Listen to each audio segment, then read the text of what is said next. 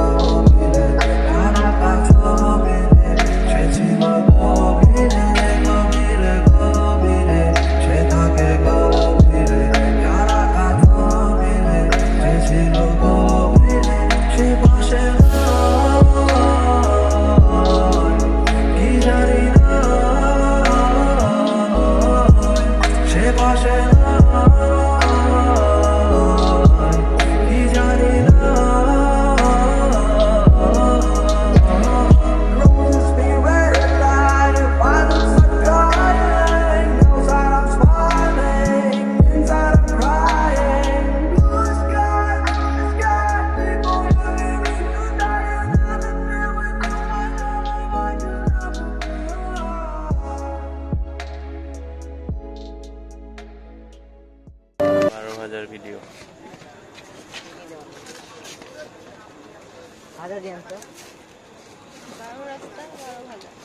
হ্যাঁ, এটা 12 রাস্তার মোড়ের 12 ভাজা। আচ্ছা, 12টা রাস্তা কই? গুনলে বারেই বাইর করতে পারবে।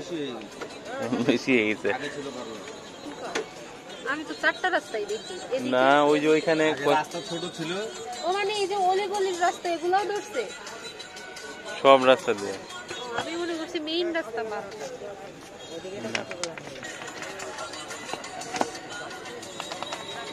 এখানে 6 রাস্তা হয়ে গেছে।